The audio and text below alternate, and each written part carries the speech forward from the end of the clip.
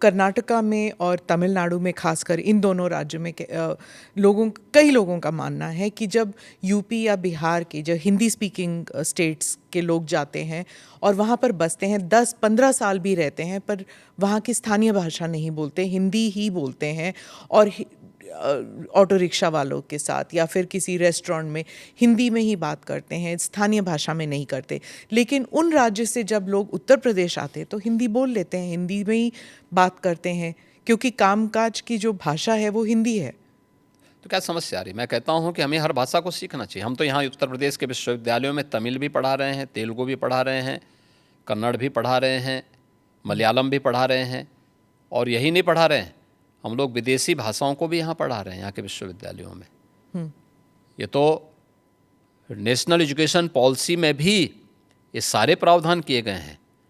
तो अगर हम यहाँ तमिल पढ़ा सकते हैं, तेलुगु पढ़ा सकते हैं, मलयालम और कन्नड़ पढ़ा सकते हैं, मराठी पढ़ा सकते हैं। कल ही मैं बिठूर में गया था, नानाराव पेशवा की पावन जयंती कार्यक्रम के साथ जुड़ने के लिए गया था। बिठूर महोत्सव के साथ हमने भारत के इस 1857 के प्रथम स्वतंत्र समर के इस महानायक के सम्मान के साथ बिठूर महोत्सव को जोड़ा था।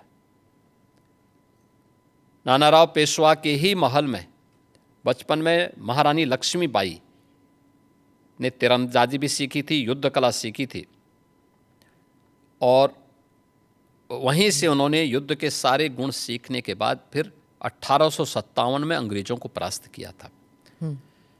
अगर हम इन सभी भाषाओं को उत्तर प्रदेश के विश्वविद्यालयों में पढ़ा सकते हैं तो तमिलनाडु के विश्वविद्यालय में भी अगर हिंदी पढ़ा दी जाए, क्या बुरा है? मुझे लगता है कि हमें थोड़ा विराट स्वरूप रखना चाहिए देश के लिए। कुछ क्षण तो देश के लिए निकालो।